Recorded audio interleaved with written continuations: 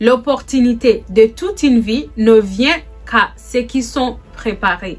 Si vous êtes encore là à suivre cette série Canada, mon combat 2025, c'est que vous savez où vous allez et vous êtes prêt à payer le prix. Bravo, je vous encourage. Une fois que vous savez que vous êtes admissible, il est temps de passer à la préparation. Dans cette vidéo, je vais vous expliquer des documents essentiels pour immigrer au Canada.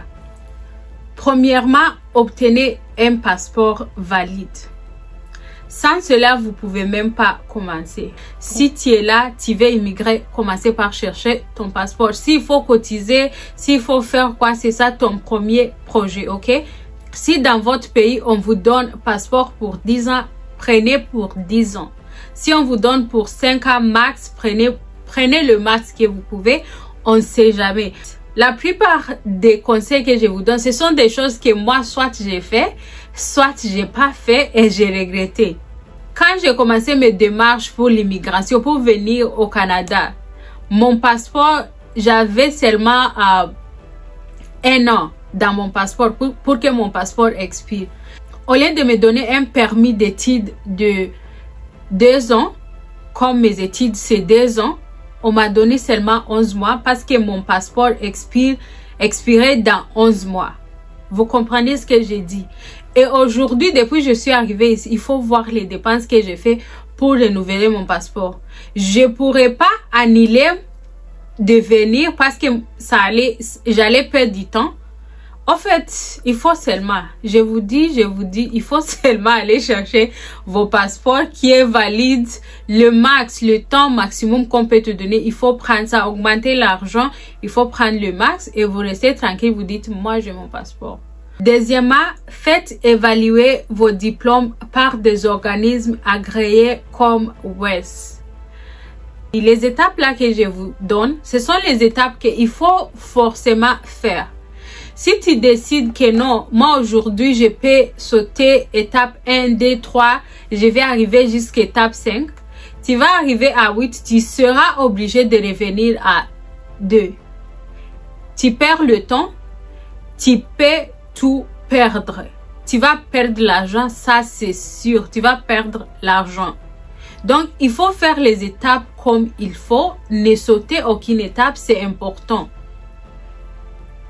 Évaluation là, même nous les étudiants qui sont là, on étudie aujourd'hui. Les gens, si vous avez le diplôme de secondaire, votre bac, il faut faire évaluer votre bac. Si vous êtes là, vous êtes en train de chercher le travail au Canada, vous êtes dans les sites, vous postulez, vous trouvez pas et vous n'avez pas WES, en fait, je sais pas, vous perdez votre temps parce qu'on ne sait pas où vous classer. Si vous n'avez pas fait l'évaluation, c'est nul. Si aujourd'hui on vous donne le travail, si aujourd'hui vous assistez à forum, on peut vous donner le travail parce que vous avez un bon CV, vous avez montré que oui, vous avez prouvé que oui, vous avez les compétences. On va parler de ça après. Mais si aujourd'hui on vous donne ça, à la fin de la journée, il faut faire l'évaluation.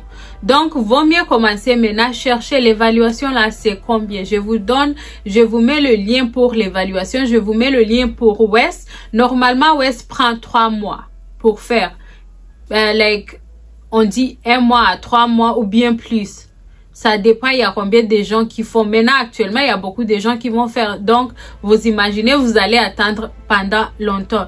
Donc, c'est pour cela que je vous dis, le timing n'est pas sauter une étape. Aujourd'hui, il y a des étudiants qui sont venus, ils ont étudié, ils ont fait des années, ils ont fait 1 an, 2 ans, ils sont ici, ils ont étudié.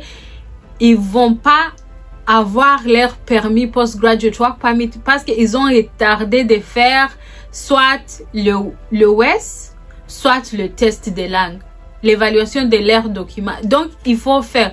On peut te donner l'admission à l'école sans WES, mais tu peux pas avoir postgraduate work permit, tu peux pas avoir la résidence, tu peux pas le travail là, même si on te donne, il faut à la fin de la journée, il faut vraiment prouver tes compétences ici. C'est pas parler seulement. Donc, je vous en prie, il faut aller faire le WES, c'est la deuxième étape. Ton passeport, WES, et troisièmement, c'est la test des langues. test de langue là, même si vous allez où vous allez faire, si tu veux venir étudier, tu vas vraiment passer la test de langue si tu veux qu'on te prenne sérieux. Pour le travail, c'est pas très important. Pour ceux qui cherchent le travail, la test de langue n'est pas très important. Les employeurs n'exigent pas ça. Mais pour avoir ta résidence, pour faire l'express entry, pour faire PNP, pour faire PGW, whatever, tu dois avoir les tests de langue.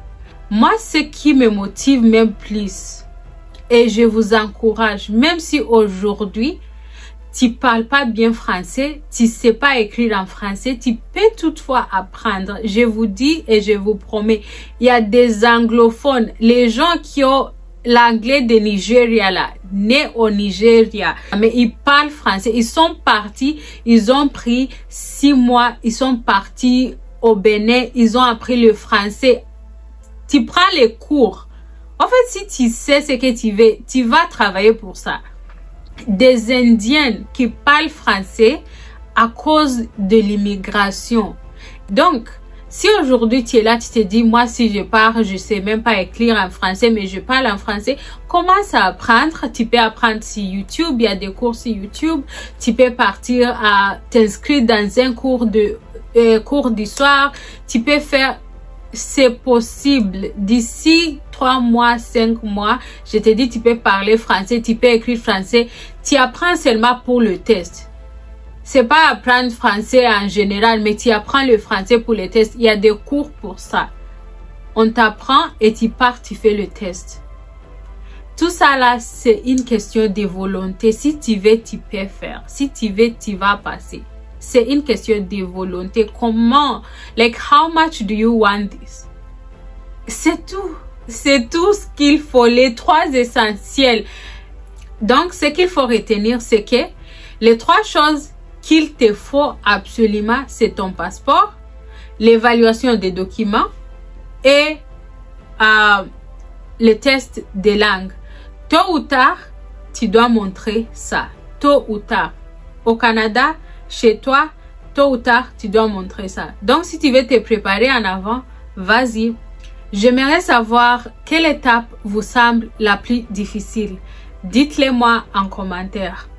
Abonnez-vous pour ne rien manquer des prochaines vidéos et activez la cloche de notification pour être sûr de recevoir l'information étape par étape. Si vous vous préparez bien aujourd'hui, vous saisirez l'opportunité de demain. Alors, préparez bien vos documents dès aujourd'hui pour ne laisser aucune opportunité vous échapper. À bientôt!